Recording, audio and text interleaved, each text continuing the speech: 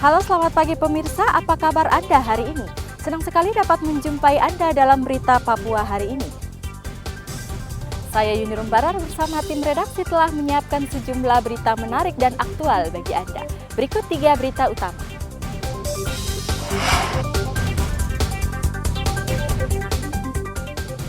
Cemburu buta seorang pemuda di Asmat tega menghabisi nyawa pacar dan pamannya sendiri.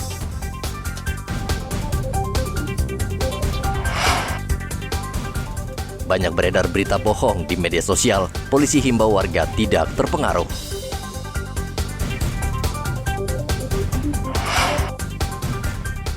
Persipura Jayapura sambut positif penundaan Liga Indonesia.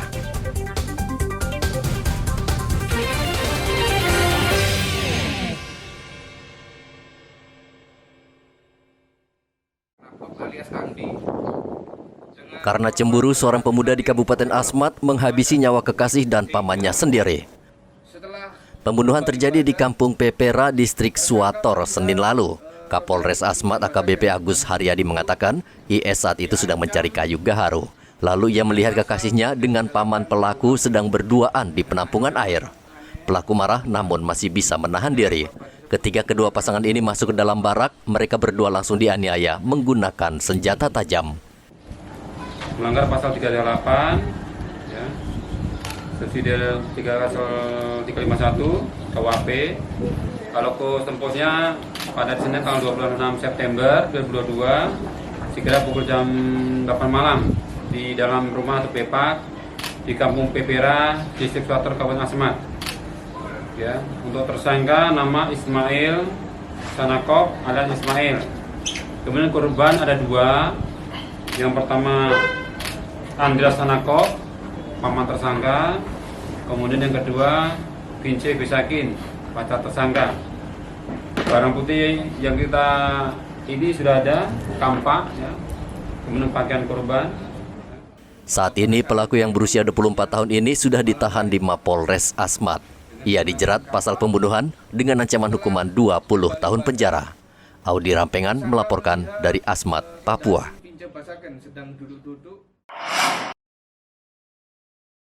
TNI sejauh ini belum memperketat penjagaan di wilayah perbatasan RI Papua Nugini setelah Gubernur Papua ditetapkan menjadi tersangka oleh KPK. Komandan Korem 172 Prajawira Yakti Brigadir Jo Sembiring mengatakan sejauh ini anggota Satuan Tugas Pengamanan Perbatasan masih fokus pada pelintas batas yang membawa barang-barang ilegal serta ancaman kelompok bersenjata di wilayah perbatasan. Untuk patroli di sepanjang perbatasan tetap dilakukan, termasuk jalan-jalan tikus juga dilakukan, pengecekan dilakukan, namun tidak bisa kita lakukan setiap saat. Arti kata 1/24 jam itu tidak. Mungkin ada teknis yang kita lakukan terhadap pengaman tersebut. Secara permintaan resmi kita belum ada, namun koordinasi dengan pihak kepolisian, baik Polda, koordinasi dengan pos-pos TNI, pos-pos polisi di pasar tetap dilakukan untuk mengantisipasi hal tersebut. Peningkatan eskalasi mungkin bahasanya tidak seperti itu ya. Aksi gangguan tetap ada. Pos kami di Yigi, Kabupaten Duga, ada dilakukan penembakan 2 kali dalam bulan September kemarin.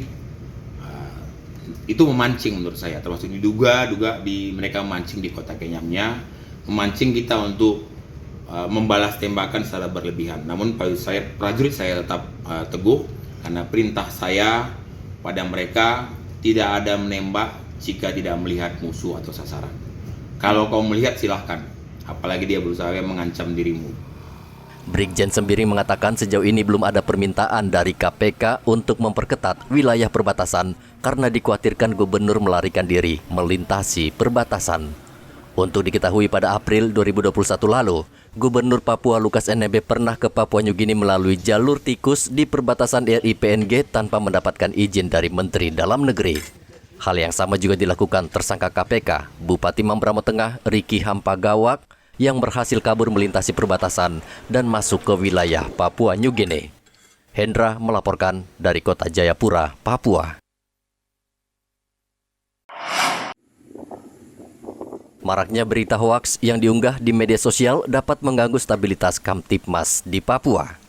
Kepolisian gencar melakukan himbauan kepada masyarakat agar tidak mudah terpancing dan melakukan tindakan anarkis. Kabid Humas Polda Papua Kombes Ahmad Kamal meminta warga agar mengecek terlebih dahulu kebenaran berita yang beredar di media sosial karena banyak pihak yang ingin membuat Papua kacau. Sering munculnya isu-isu negatif dalam arti kata adanya berita-berita hoax ya, yang dilontarkan oleh sekelompok atau orang per orang terhadap situasi yang dapat mempengaruhi situasi wilayah kita, khususnya di Papua dan daerah-daerah Papua dari wilayah timur Indonesia. Itu memang harus dicermati dengan baik. Dalam arti kata, kita ketika mendapat informasi itu kita baca dengan baik, sumbernya dari mana, dari siapa. Kalau perlu kita pertanyakan kembali kepada yang mengirim informasi kepada kita, apakah di grup atau person per person.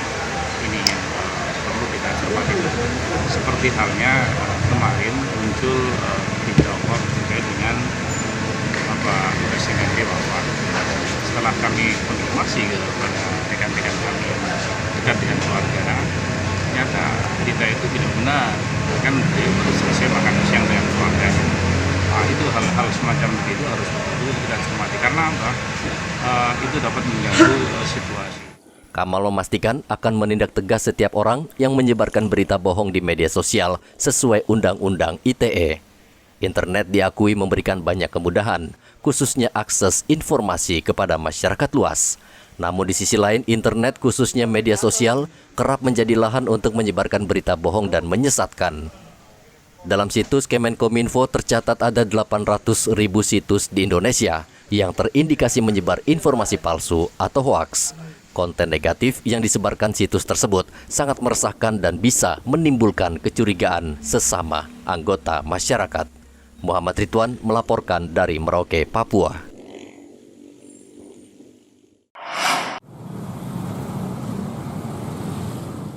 Sudah sepekan operasi zebra di Merauke berlangsung, namun jumlah pelanggar yang terjaring razia tidak surut. Setiap hari petugas masih saja menjaring pengendara yang melanggar lalu lintas. Kasat Lantas Polres Merauke AKP Novi Gulto mengatakan setidaknya lebih dari 100 pelanggaran terjadi selama operasi zebra digelar. Ini menandakan kesadaran lalu lintas di Merauke masih rendah. Dari hari pertama yaitu tanggal 3 bulan 10 sampai dengan tanggal 10 kemarin, adapun total pelanggaran yang sudah kita jaring selama operasi zebra itu sebanyak 156 pelanggar dan 156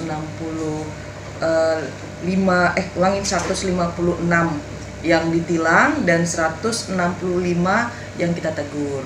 Dan adapun jenis pelanggaran ataupun jenis pelanggar yang kita tilang itu adalah helm, lawan arus, dan di bawah umur. Kebanyakan pelanggar itu sekitaran dari umur 15 sampai dengan 20. Dari pantauan Satlantas sendiri terkait dengan operasi zebra ini, Bu Kasat, kira-kira untuk pelanggaran apakah ada penurunan untuk sementara ini atau seperti apa, Bu Kasat? Ya, penurunannya sih tidak ya, trennya naik ya, mulai dari 15, 37, di hari kedua ada 20, dan itu ada penurunan di tanggal 8 bulan 10, yaitu ada 12 pelanggar saja yang kita cari. Pelanggaran yang terjadi sebagian besar tidak menggunakan helm, tidak membawa kelengkapan kendaraan hingga tidak mempunyai SIM. Sementara itu di Timika puluhan kendaraan bermotor masih saja banyak yang terjaring polisi.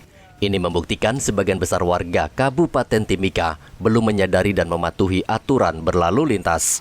Sebagian besar yang terjaring razia rata-rata pengendara tidak menggunakan helm dan berkendaraan lebih dari 2 orang.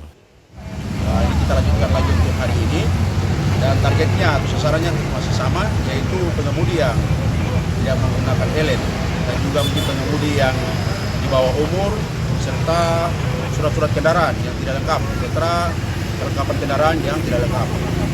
Dari kegiatan kita hari ini sudah ada beberapa kendaraan yang kita amankan, kurang lebih 30-an kendaraan. Setelah ini mungkin kendaraan yang kami amankan kami bawa ke kantor, kemudian kami lakukan mungkin saat ini hanya peneguran. Kami cek lagi ada kendaraan-kendaraan yang bersifat mungkin kendaraan yang kendaraan curanmor Nah, itu yang kita tidak lanjut lagi. Razia berlangsung di perempatan Jalan Hasanuddin Budi Utomo, Timika. Setiap pengendara yang terkena razia diberikan teguran agar menyadari kesalahannya.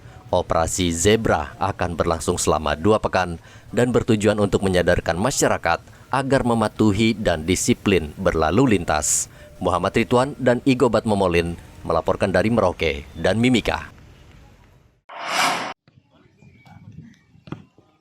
Tim Persipura Jayapura menyambut baik keputusan PSSI yang menunda seluruh liga di Indonesia. Penundaan ini disebabkan kerusuhan yang terjadi di Stadion Kanjuruhan Malang yang mengakibatkan ratusan orang meninggal dunia. Pelatih Persipura Jayapura Ricky Nelson mewakili tim turut berduka cita atas kejadian di Stadion Kanjuruhan Malang. Ricky menilai keputusan penundaan liga sangat tepat. Selama kompetisi berhenti, timnya akan terus berlatih dan menjaga kebugaran serta mental pemain. Kita masih koordinasi dengan manajemen. Saya akan coba untuk bicara bagaimana menyikapi kondisi waktu yang ada selama 2 pekan ini. Bisa di Biak, bisa Jayapura, ataupun kita bisa ada opsi-opsi yang lain gitu. Nanti kita lihat diskusi dengan manajemen. Di luar Papua ada? Pasti ada, sangat pengen sekali kita bisa misalnya ke Jakarta atau ke Surabaya supaya tetap ada lawan yang kompetitif, karena kalau kita di Papua saja lawannya tidak kompetitif, itu yang jadi masalah. Penghentian sementara seluruh kompetisi juga disambut baik pemain senior Persipura, Justinus Pai. Bek senior Persipura ini meminta agar proses hukum kasus di Kanjuruhan Malang berjalan hingga tuntas. Kami tim Persipura kita terima ya semua keputusan yang diberikan oleh PSSI, pemerintah dan Menpora ya. Semua kami terima. Untuk itu kami berharap semua proses yang terjadi investigasi cepat selesai supaya ya kami semua tim boleh kembali lagi melanjutkan kompetisi ya. Itu harapan kami karena ini merupakan pekerjaan kami dan saya pikir saya mewakili teman-teman semua, kita semua mendukung ya apa yang sekarang terjadi, keputusan dari PSSI, dan semoga ini cepat berlalu dan keputusan yang diberikan oleh PSSI untuk 2 pekan semoga itu bisa terjadi supaya kembali lagi kompetisi bisa dilanjutkan. Saat ini Tinus Pai bersama tim Persipura berada di kota Biak dan menjalani pemusatan latihan di Biak. Sementara itu, doa untuk korban tragedi Kanjuruhan Malang dipanjatkan ratusan supporter dan ikas suara kota Sorong. Mereka berdoa sambil menyalakan lilin agar peristiwa Kanjuruhan tidak terulang lagi. Mereka juga menyerukan perdamaian dari bumi Cendrawasih, Papua untuk sepak bola Indonesia yang damai. Setelah itu mereka menandatangani spanduk perdamaian sebagai bentuk ungkapan kesedihan yang nantinya akan dipasang di Stadion Kanjuruhan Malang. Ikatan Keluarga Sunda, Jawa, dan Madura turut prihatin buat kejadian di Kanjuruhan Malang. Kami tidak punya atensi untuk hal yang lain-lain, kami hanya menyampaikan perdamaian lewat doa bersama yang tadi dihadiri oleh semua tim-tim supporter pecinta sepak bola di seluruh Indonesia yang ada di bumi Cendrawasih.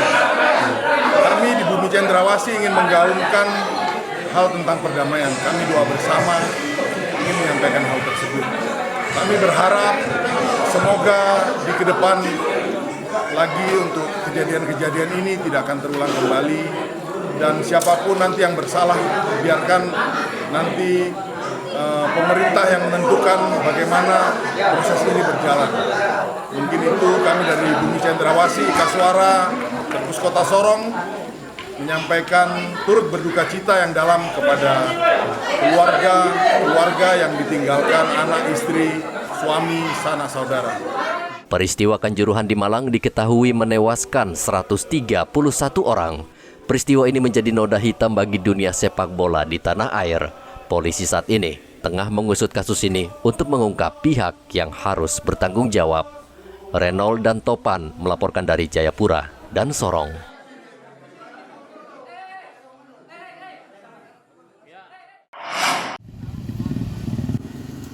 Pasar swadaya di Jalan Yosudarso Mimika hingga kini masih ramai dengan aktivitas jual beli. Padahal Pemkab Mimika menegaskan pasar ini sudah ditutup dan pedagang dilarang membuka lapak.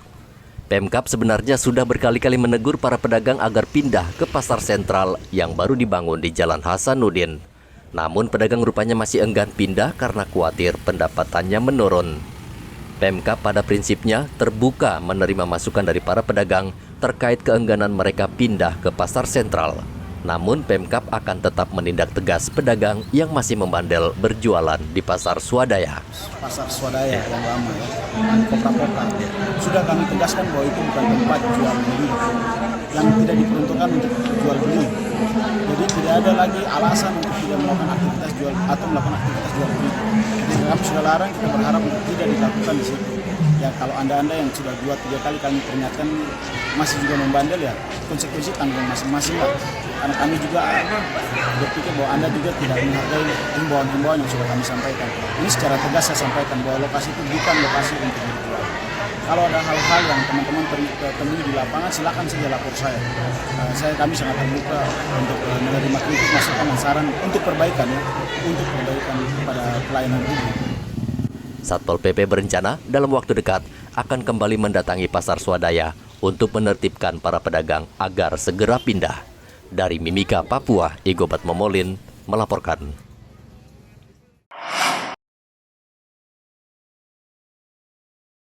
Untuk mendukung usaha mikro kecil dan menengah Mama Papua, Korem 172 PWY memberikan bantuan sarana dan prasarana pendukung kepada UMKM milik OAP di Kampung Holtekam. Sonya Samai selaku Ketua Kelompok UMKM Teratai mengatakan sejak menerima pelatihan cara membuat kue olahan berbahan sagu beberapa waktu lalu, ia kini sudah bisa mengembangkan usaha bersama Mama Papua lainnya. Kami bergerak di bidang kuliner, kami juga pernah ikut BIMTEK di Korem. Ya, di sana kami dilatih membuat kue-kue dari bahan dasar sagu, kelapa, dan lain-lain. Dan kami sudah mengembangkan. Hari ini kami dapat bantuan dari Bapak Danrem dan dari Perindako berupa rombon dan etalase dan lain-lain. Kami berterima kasih kepada Bapak Danrem dengan bantuannya biar kami dapat mengembangkan usaha kami ke depan untuk menunjang ekonomi keluarga kami. Danrem 172 Brigjen Jo Sembiring senang ada UMKM milik orang asli Papua yang berkembang setelah diajari cara mengolah makanan ringan berbahan sagu. Hari ini saya datang karena babinsa saya dan ramil saya ini luar biasa juga mendampingi Mama Papua ini. Ini ada bantuan juga dari Kepala Dinas Perindustrian dan Perdagangan Provinsi. Karena pemerintah pusat juga, kalau kita logonya ada Kementerian Perdagangan Republik Indonesia, juga begitu perhatian terhadap UMKM ini. Kepala Distrik Moratami, Reuter Sabarovek juga mengapresiasi TNI yang membantu UMKM warganya. Terima kasih yang sebesar-besarnya kepada Bapak Danrem 172 atas perhatian Bapak sehingga kami di sini bisa mendapat bantuan khususnya kepada kelompok usaha Teratai dalam meningkatkan ekonomi di lingkungan Kampung Holtekam. Atas bantuan ini kami harapkan bahwa kepada kelompok Teratai dapat memanfaatkan bantuan yang diberikan dengan sebaik-baiknya sehingga bisa meningkatkan produk ekonominya di lingkungan maupun dia bisa berkembang lebih besar lagi. Korem 172 PWY terus mendorong UMKM milik orang asli Papua untuk berkembang dan menghasilkan keuntungan sehingga roda ekonomi di kampungnya bisa berjalan. Audi Rampengan melaporkan dari Kota Jayapura, Papua.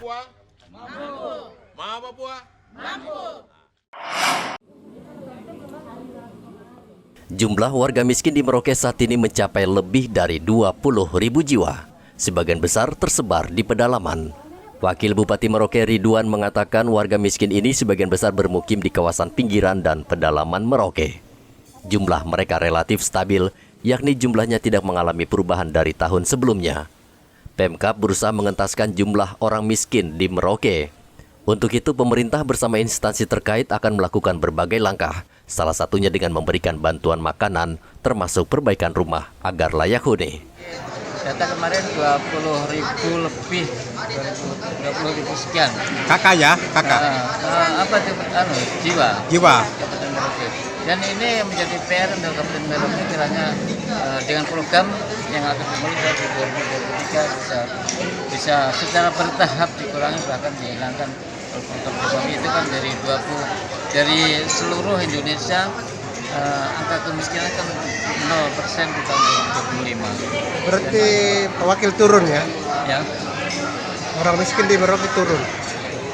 Ya, diharapkan itu bisa dikurangi secara bertahap dari 2025 diharapkan itu. Kita terkonsentrasi di 20 kampung di Kabupaten Merauke data kita itu. Itu yang data tahun ini atau kemarin? Tahun ini kita baru rapat. Itu sebagian besar di mana Pak Wakil? Di pinggiran terutama di dalam pedalaman. Menurut data BPS tahun 2022, Papua menduduki urutan pertama sebagai provinsi termiskin di Indonesia dengan prosentase 27% penduduk miskin. Lalu disusul Papua Barat dan NTT. Muhammad Ridwan melaporkan dari Merauke, Papua.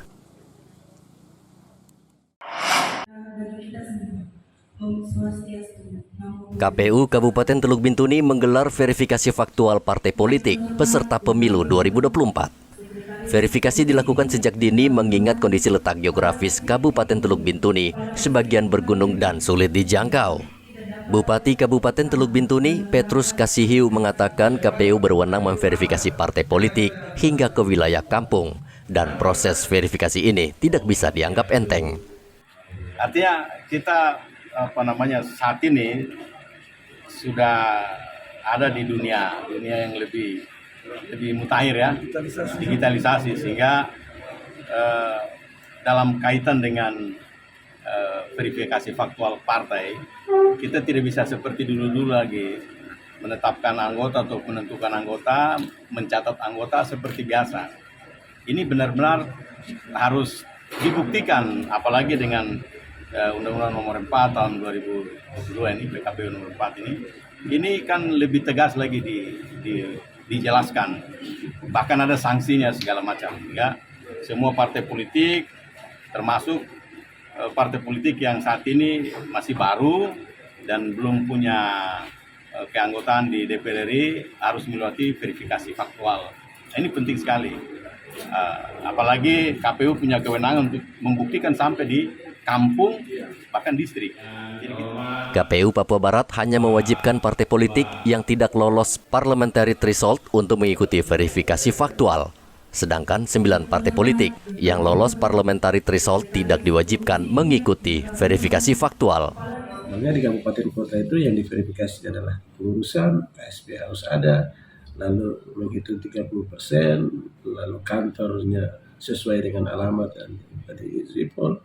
Dan satu yang paling panjang dan membutuhkan kerja komunikasi yang baik adalah dukungan keanggotaan atas sampel yang diturunkan oleh KPU RI untuk difaktual oleh KPU Kabupaten. Nah, tentu di Bintuni ini 24 distrik dengan tantangan geografis dan jaringan yang cukup beragam. Kami tentu memperhatikan situasi Bintuni, memperhatikan tingkat kesulitan itu, juga ketersediaan anggaran, tapi tidak mengurangi substansi teknis-teknis pelaksanaan. Sementara itu di Timika, Badan Pengawas Pemilihan Umum melakukan sosialisasi partisipatif pemilu 2024 kepada mahasiswa dan jurnalis yang digelar di salah satu hotel.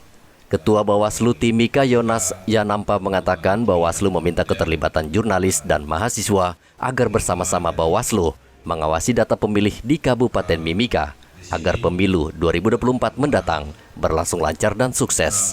Dalam hal ini, menurut kami paling penting adalah partisipasi masyarakat. Partisipasi masyarakat dalam hal ini terutama adalah media massa dan juga adik-adik mahasiswa yang sudah disebut dengan Sipayung.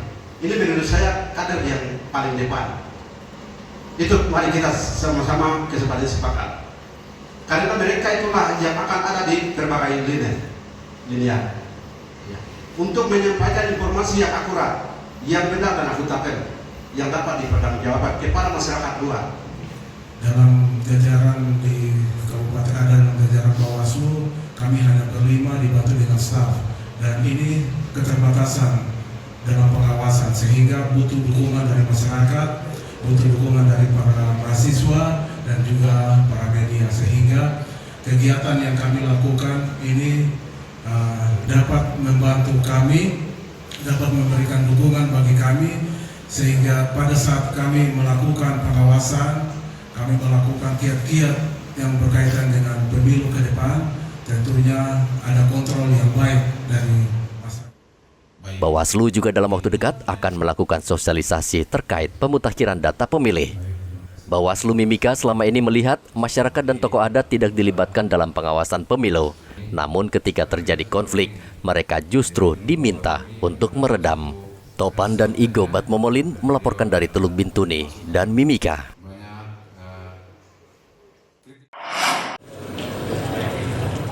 50 anak muda Papua dikukuhkan sebagai Duta Damai Maya oleh Kepala Badan Nasional Penanggulangan Terorisme, Komjen Polisi Boy Rafli Amar. Komjen Boy mengatakan pembentukan Duta Damai Dunia Maya Papua meliputi blogger, desain komunitas visual, dan informasi teknologi. Para duta ini akan menjadi generasi muda yang menginspirasi perdamaian di tanah Papua. Ini adalah bagian dari pembimbingan kita, literasi digital kita terhadap Duta Damai, terhadap generasi muda Indonesia. Kita berharap Duta Damai dapat mengajak seluruh entitas, komunitas pemuda-pemudi di tanah Papua ini menjadi bagian penggerak dalam mewujudkan perdamaian dunia, perdamaian Indonesia, perdamaian Papua. Jadi dengan demikian tujuan negara untuk mewujudkan masyarakat yang adil, makmur, sejahtera akan memungkinkan untuk terwujud. Boy Rafli berharap Duta Damai Dunia Maya Papua menjadi cikal bakal anak-anak muda Papua agar bisa berkreasi menghasilkan konten kreatif yang menginspirasi serta memberikan pendidikan dan pencerahan. Keberadaan Duta Damai Dunia Maya Papua menjadi salah satu tugas BNPT berdasarkan mandat Undang-Undang Nomor 5 Tahun 2018 tentang pemberantasan tindak pidana terorisme. Dalam tugasnya, BNPT juga bertindak secara lunak dari hulu sampai hilir. Hendra melaporkan dari kota Jayapura, Papua. Informasi tadi sekaligus menutup jumpa kita dalam berita Papua hari ini. Akhir kata saya Yunirum Barar bersama tim redaksi yang bertugas mengucapkan terima kasih atas perhatian Anda. Selamat pagi Wanyambe.